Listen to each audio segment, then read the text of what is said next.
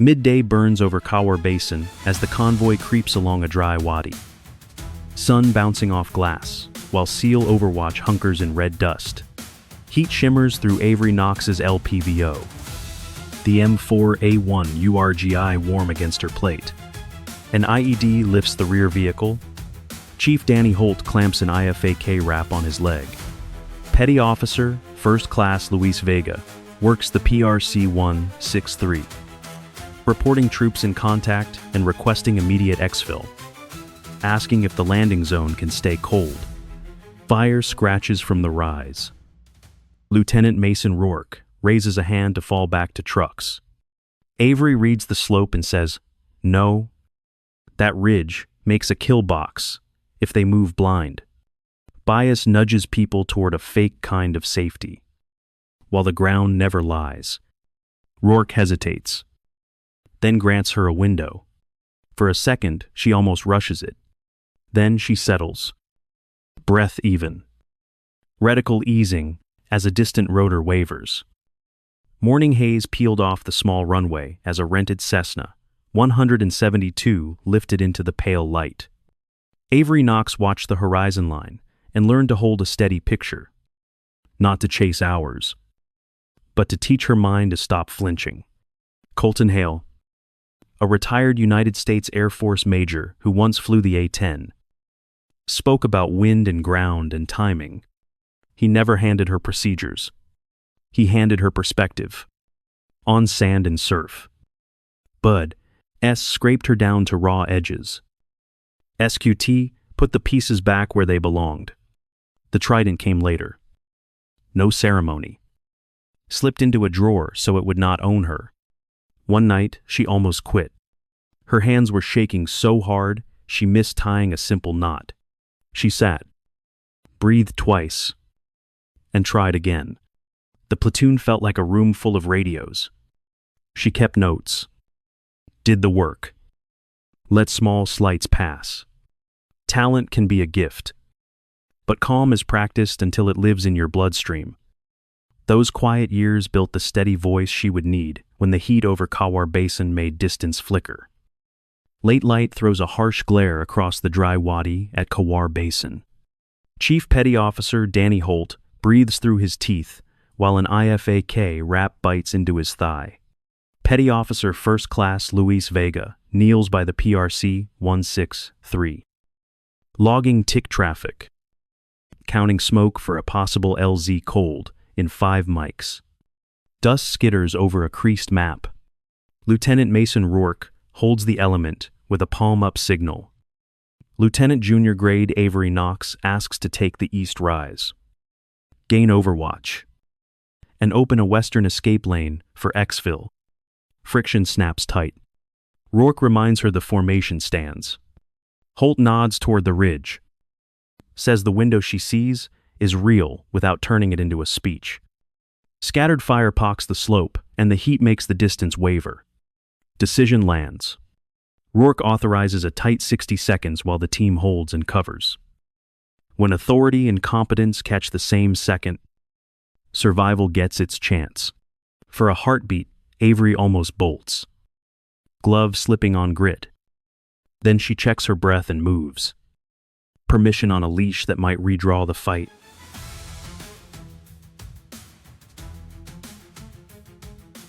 Heat leans hard on the east rise as Avery Knox moves along the basalt edge. Knees brushing dry scrub, while the element holds in the wadi below. The mirage plays tricks, bending the reticle like glass over water. A living thing that lies and tells the truth in the same breath. She uses pockets of shadow and shoulder-high rock to stay small. Not sprinting. Not grandstanding. Just keeping the 60-second leash the lieutenant gave her. A disabled truck sits forward of the blast scar. Its door buckled and its interior powdered with dust. She reaches in and pulls the M110 A1 SDMR they staged there before the hit. Checks the familiar weight. Then settles with the butt plate tucked and the LPVO set at a practical middle power. The M4 A1 URGI stays slung for later. This is Overwatch. not theater. Through the optic, she sorts shapes from heat. Counts roughly 12. A spotter high. A PKM on a crude rest. Others drifting toward the team's flank. The wind nudges from her right. She answers with a simple hold rather than fiddling. The shot is suppressed. Not silent. The spotter folds out of the picture. A second muted clack and the PKM goes quiet. Noise below thins. She does not linger. She shifts 3 body lengths along the basalt and breathes again, letting the mirage settle before it bends new lies. 2 more targets peel off the flank and drop as short strings, break contact points that matter. Her glove slips on gritty rock. She wipes her palm on her sleeve, then does a quick mag change and sinks lower. A lone shape edges behind her position, curious and slow. She meets it in close and returns to the glass. Radio static from the PRC, 1-6, 3 hisses in fragments. Tick still live. But the angles are different now. On the valley floor, figures begin to move west, reading the opening without anyone spelling it out. Fear tightens, then eases into the disciplined calm she has practiced for years. Battlefields reward those who read the wind and choose quiet at the right second. The mirage keeps breathing, but now she is breathing with it, letting heat become map instead of enemy. When a last pair crawls toward Kelly green shrubs by the wash, she repositions and breaks their move without fuss. Order among the hostiles unravels. The western escape lane shows like a door wearing dust, and the element below steps toward it. The east rise is ragged now, and the element pulls tight along the dry wadi. White smoke fattens and frays in the late heat. Luis Vega rides the PRC, 1-6, 3, voice steady as he calls Viper 1-6 for immediate exfil and marks the landing zone. Chief Danny Holt is strapped for case vac with the same IFAK that bit his leg earlier. Jaw clenched, but eyes clear. This is not a medevac bird with med crew. It is a ride that needs the zone to stay clean. Lieutenant Mason Rourke manages the hold. Palm up. Shift left. Settle. The platoon breathes together, even with TIC still crackling in the background. Avery Knox keeps to the east edge and stays on overwatch, catching stray movement that twitches when the smoke billows thin. She does not make herself the show. The point is the window. Rotor wash reaches them as a rumor first. On the net Viper, 1-6 calls 2 minutes out and asks if the landing zone is cold. Vega answers affirmative, with a quick check of the angles and the silence of the slope. The helicopter sweeps low, an MH-60 sliding shadow over the wadi. Dust lifts in sheets and stings the face. A stretcher strap tugs tight against Holt's shoulder, and he grunts once but nods. Rourke sends the line in sequence. Gloves slap metal. Boots clear skids. Avery holds the arc until the last second. For a heartbeat, she almost turns too soon. Then remembers the ridge and takes one more look through heat shimmer before moving. The only glory here is rotor wash over dust and no extra name tag going home. She climbs in last. The door thumps and the valley shrinks. Her eyes go back to the east ridge that almost boxed them in. The empty seat beside Holt stays empty.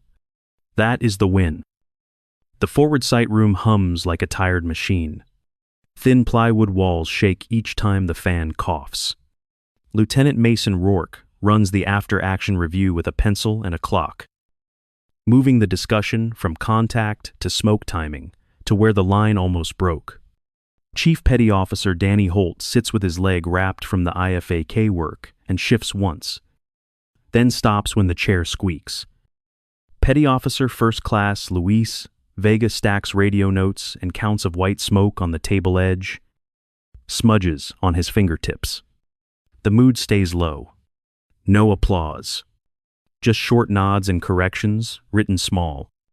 2 visitors enter, and the air changes by a half-inch. Elias Calder stands by the map. Captain Naomi Briggs looks at Avery Knox and asks what the rest missed. Avery keeps it high level. East Rise forms a shallow bowl. A PKM arc watches the fallback lane. If the platoon moved blind, they would have walked into its teeth. Terrain gave a side door and a few breaths to take it. She almost explains more and catches herself. The room recalibrates around the picture, not the person. Their interest settles the noise and leaves a path of quiet in its place. After the blast come the questions. And the right answer can open the next door. The fan ticks again. Condensation slips down a bottle and leaves a wet ring near the map edge. Avery's pen catches on rough paper and leaves a small blot. Outside. Bootsteps pass without stopping. Inside. No one says finish. What hangs in the gap feels like a hinge waiting to turn.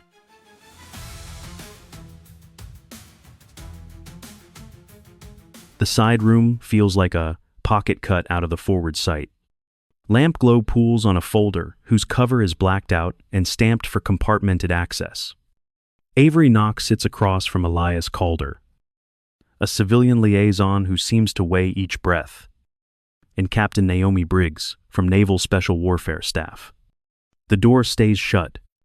Outside, the hall keeps moving under Lieutenant Mason Rourke's steady rhythm. Boots passing by with the indifferent beat of a normal day, pretending to be normal. Inside, Rank waits politely at the threshold while the work sits in the middle of the table. Briggs keeps the words exact. This is a special access program, read in. Need to know only. Limited command and control. No public credit. If things come apart, there is no attribution. She does not dress it up. Calder turns the folder and traces the spine with a thumbnail that has a nick in it. The target is Samir Qadir in a northern compound beyond Kawar Basin. Overhead collection has found a guard rotation that stutters from 2:00 in the morning until 2:18 in the morning. The approach is built on terrain and timing. There are no shortcuts. A clock on the wall ticks without hurry, and yet the room feels like it is leaning a little. Avery thinks about heat mirage and the way a slope can lie. About how a quiet checklist can keep a pulse in its lane. For a second, she almost fills the silence with more questions and stops herself. She accepts in plain words. The clock starts. 72 hours to move and prepare and commit. The hallway noise does not change. Inside the room, everything feels an inch heavier. Outside, Rourke resets training blocks and keeps the platoon calendar clean. Inside, the read-in fixes the boundary of who knows what and why. The secrecy has a name and a frame. It is not a romance about being off the books. It is a compartmented assignment with limited control and no attribution if it breaks. Some choices arrive without fireworks. What remains is the weight you are willing to carry. The lamp hums. A pen presses into the margin and then lifts. Avery squares the folder, even though it was already straight. The second hand scrapes toward the next mark, and the day goes on. Night rides low over the Kawar Basin. A dry chill skimming the skin as Avery Knox moves along a shallow drainage that smells of salt and dust. The channel guides her north toward a compound that sits lightless, except for a thin bleed at one corner. Overhead collection has put a narrow window on the board between 2:00 in the morning and 2:18 in the morning. She touches the watch face once to steady herself and keeps the pace measured. Not slow. Not fast. Just a rhythm she can maintain without thinking. The guard rotation stutters. Kennel noise blurs. Then dips as a leaking tank draws handlers away with the boring urgency of maintenance. Frosted salt grains glint on old brick where a wall has weathered into pale veins. She picks that weakness. A choice born from patience rather than bravado. And lets the flaw in the masonry become the hinge. For a second, she almost forces it. Then she waits for a shoe scrape to pass and slides through the attention of men who do not know what they missed. Inside the compound, movement stays spare. A pair of bodyguards becomes silence without gunfire or spectacle. The high-value target, Samir Qadir, is in a second-floor room with a carpet that does not sit straight and a clock that is a minute slow. When she departs, the room looks unchanged. Only the air feels oddly even. She clears the perimeter and returns to the dry channel before 2:18 in the morning. The exit is the same drainage that carried her in. The night keeps its secrets. She catalogs the small noises she cannot control and lets the rest go. Sand rustles under a careful step. A shoulder strap bites, and she shifts it once to keep a hot spot from forming. She angles toward the Exfil point at the wadi edge, where the land falls away into a darker line.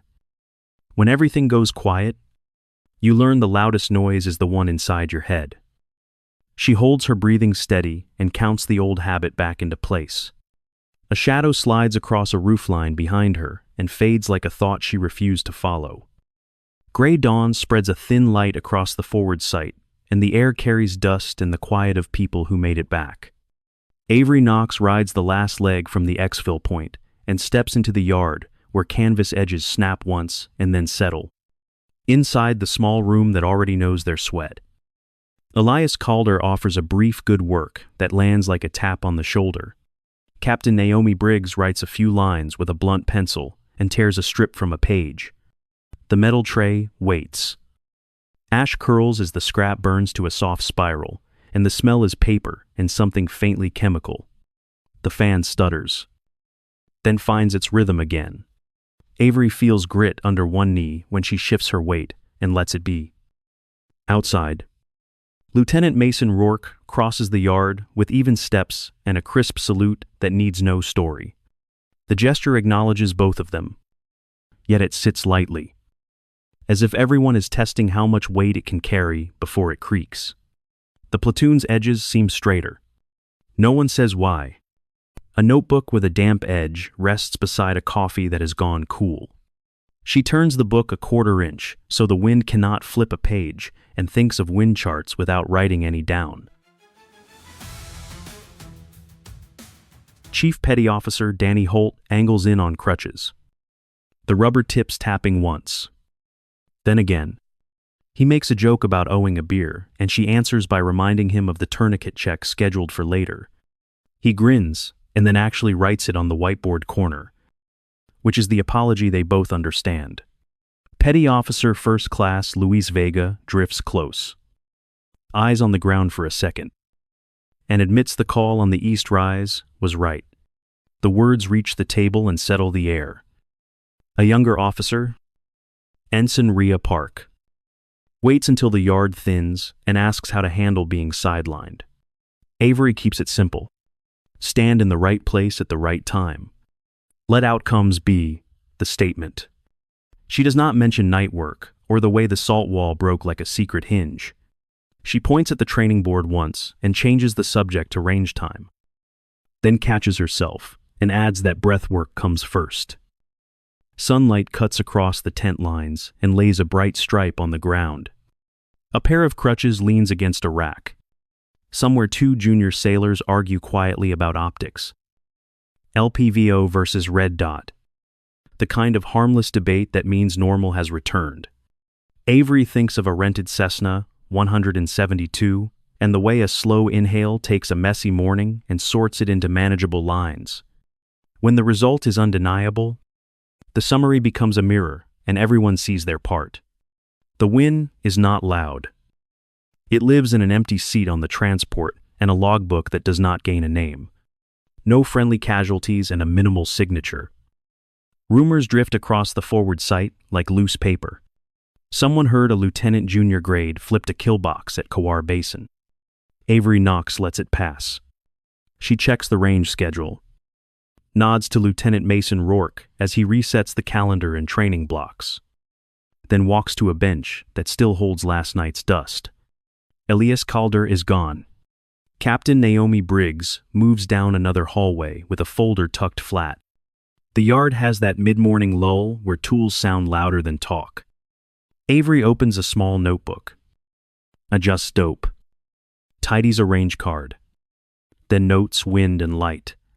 A page sticks to her wrist where sweat hasn't dried. She peels it back. Frowns at the smudge. and closes the book so she does not keep fixing what is already clear. A target wobbles at the far berm. She works reps to keep her calm sharp. No audience.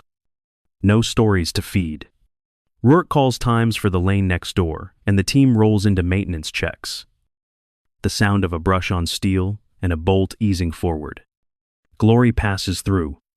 The work is what stays. She picks up a cooling coffee, sets it down after one sip, and brushes grit off the bench with the back of her hand. For a second, she almost scrolls through the rumor on her phone. She stops and writes the wind again in smaller numbers.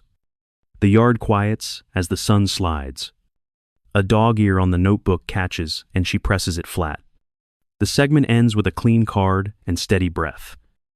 The kind that keeps people alive. She refuses the myth by choosing the routine. And steadiness holds the line. In the small briefing room, the fluorescent tube flickers. A junior officer snaps at Ensign Rhea Park for asking too many questions. A marker rolls off the ledge, clacking on the floor. Lieutenant Mason Rourke turns toward the noise, ready to step in. Avery Knox is there first. "Stand down," she says. Clear. The room obeys the tone. Hands unclenching. One breath held, then released. One well-placed word can disarm a whole room. Respect settles, leaving room to learn and the weight of earned authority.